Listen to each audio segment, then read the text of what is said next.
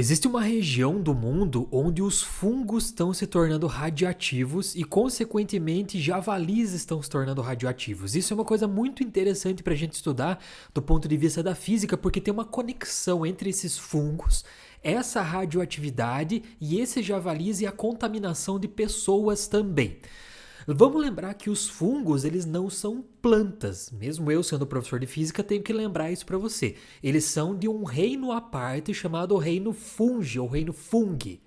Os fungos, eles têm uma parte, igual eu coloquei ali no centro da tela, chamada micélio, que é como se fosse uma parte dele que vai crescendo, crescendo, crescendo, e é assim que ele se alimenta. Porque lembra, como o fungo não é uma planta, ele não produz o próprio alimento por fotossíntese, por exemplo. Então, o fungo é um ser heterótrofo. Significa que ele tem que comer o alimento que foi produzido por outro ser. Então, ele é como a gente também come o que outras coisas produziram. O fungo é a mesma coisa. E aí, é como se fosse o micélio, os bracinhos dele, em que ele vai se espalhando pelo solo e vai capturando animais ou outras plantas e ele consegue fazer a digestão. Só que lembra uma coisa, se nesse solo tiver algum elemento radioativo, esse fungo pode sintetizar esse elemento radioativo.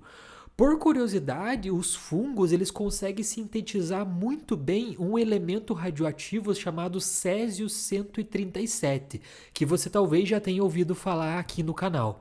Se você puder, antes de continuar a sua aula, curtir esse vídeo, você vai estar ajudando muito aqui teu professor Denis a difundir esse conhecimento para mais pessoas aqui no Brasil e no mundo, tudo em língua portuguesa e de graça. Se você quiser ser o meu aluno, você vai aqui no primeiro comentário fixado do vídeo e eu coloquei ali o link dos meus cursos. É muito mais barato que uma pizza, você paga uma vez só, não tem que ficar pagando mensalidade, essas coisas assim, e você tem lá meu curso de física, curso de radioatividade, curso de astronomia, curso de matemática, curso de cálculo e assim por diante. Então, se você puder dar um like, acessar os cursos ali, eu vou agradecer muito você. O que aconteceu em 1986 na Ucrânia? Para você que já está ligado nessa parte de radiação e radioatividade, o que aconteceu foi que nós tivemos um acidente nuclear chamado acidente lá em Chernobyl. O que aconteceu? Houve a explosão do reator nuclear da usina de Chernobyl. Dentro do reator nuclear, você está processando urânio para gerar energia, que vai gerar energia elétrica, para outros locais do país, ali, por exemplo, da Ucrânia. O que aconteceu? Quando teve a explosão desse reator, o urânio vazou desse reator para o meio ambiente.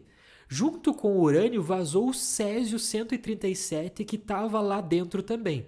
Então isso virou uma nuvem gigantesca, isso se espalhou pelo solo, pelos lagos, pela água, pelos animais, as pessoas. Então essa região de Chernobyl ao redor da usina, ela continua uma região onde as pessoas não podem chegar, a não ser em passeios, é claro.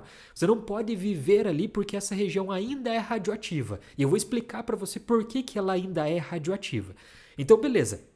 Vimos então que os fungos não são plantas, que se tiver radioatividade no solo, ele pode sintetizar, principalmente o Césio-137, e eu estou contando aqui para você que nessa região de Chernobyl, na Ucrânia, o que é atualmente a Ucrânia, teve a explosão do reator nuclear que vazou urânio e vazou o Césio-137 para o solo.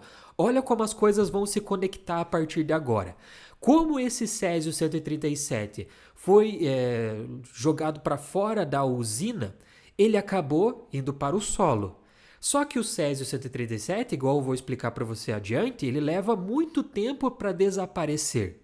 Então esse Césio-137 continua no solo lá daquela região de Chernobyl.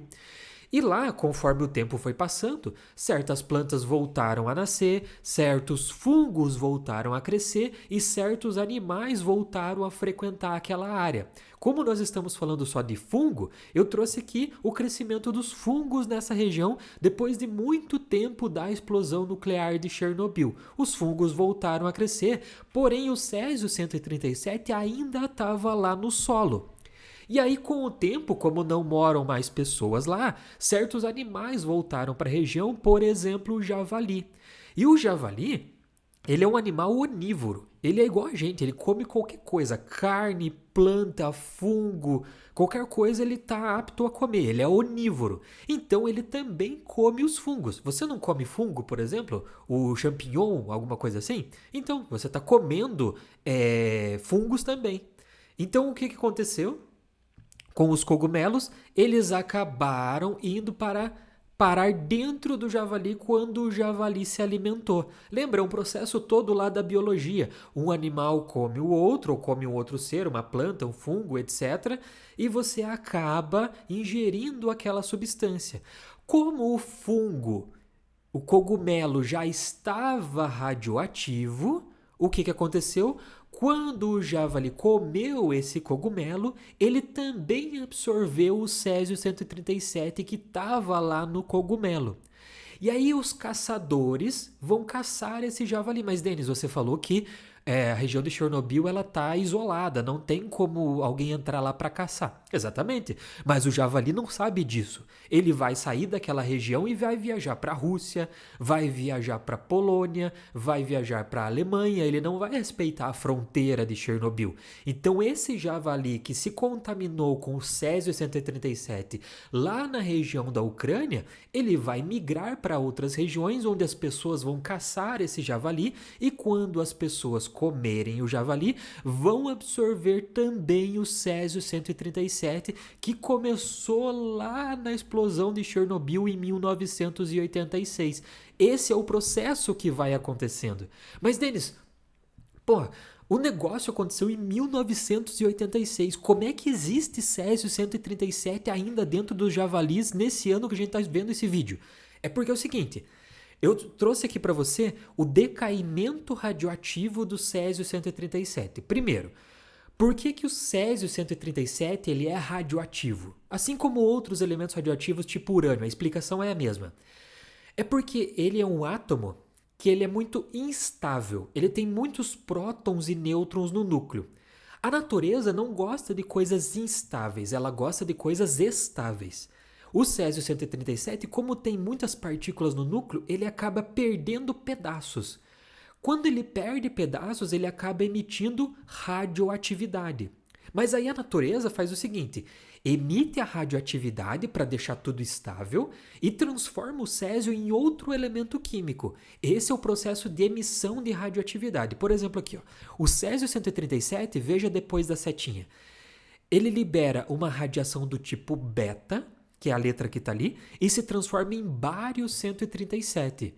Então o césio, quando ele sofre o decaimento radioativo, ele deixa de ser césio e se transforma em bário 137. Nesse processo, o perigo está na radiação beta, porque a radiação beta sai com uma energia e com uma velocidade tão grande que ela pode arrancar pedaços do seu DNA e causar mutações em você. Então o césio, ele se transforma em bário.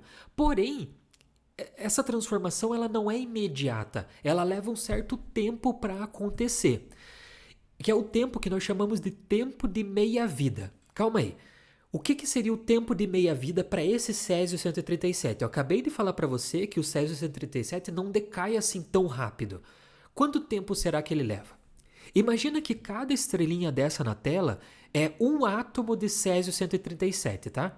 E você está vendo que metade delas estão pintadas e a outra metade não?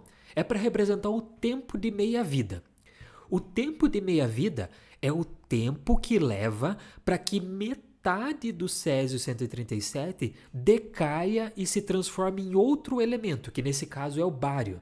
Então a pergunta que se faz é, quanto tempo leva para que metade da quantidade de Césio 137 que tinha lá em Chernobyl decaia em bário 137 e fique menos radioativo?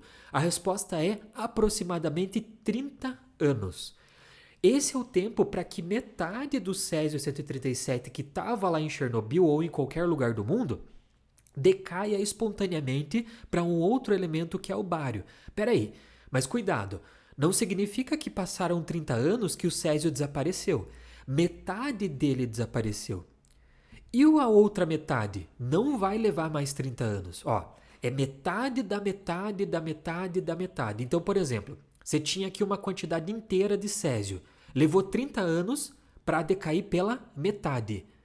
Aí, mais 30 anos, a metade dessa metade aqui é que vai decair. Então vai sobrar só isso aqui. Aí mais 30 anos para que metade disso aqui decaia. Vai sobrar só isso aqui. E assim vai indo. Ou seja, para que todo o césio daquela região desapareça, vão levar milhares de anos, porque é sempre metade da metade da metade da metade da metade. É sempre metade do que sobrou. Esse é o tempo de meia-vida. E é por isso que ainda existe césio 137 naquela região hoje em dia e vai existir por muitos séculos ainda. Então os fungos vão continuar sendo radioativos, os animais vão continuar comendo aqueles fungos radioativos e o que vai acontecer é que os humanos vão comer os animais que vão estar contaminados também. Aqui eu trouxe um gráfico para você entender. Ó. No eixo que está de pé aqui, você tem a quantidade de césio 137. Imagine que você tem lá 100% lá no topo, tá vendo? E na coluna, na linha aqui de baixo, você tem o tempo em anos. Então tem 0, 20, 40, 60, 80 e 100. A linha azul é o césio 137, ó, decaindo, decaindo, decaindo, decaindo, decaindo. Mas veja que ele nunca chega em zero. Então veja, você tem 100% no momento que teve a explosão. Veja ali, ó, no tempo igual a 20, quanto você tem? Aproximadamente 60%, né? Conforme vai decaindo, decaindo, decaindo, veja que o tempo vai lá para 100 anos, mas você ainda tem uma quantidade de césio. Por menor que ela seja, ela ainda existe. Isso é o que nós chamamos de tempo de meia-vida. E assim que os cogumelos, os fungos, as plantas contaminadas, como que tudo isso está relacionado com javalis, com a explosão de Chernobyl e com o césio 137 e o tempo de meia-vida. Se você puder curtir esse vídeo, você vai estar ajudando muito o teu professor Denis aqui, então eu agradeço por curtir esse vídeo. E se você quiser ser o meu aluno no meu curso de radiação, de física, de cálculo, de matemática, o link está aqui no primeiro comentário fixado, tá bom? Não é na descrição, no primeiro comentário fixado. Beleza? Muito obrigado e até a próxima aula.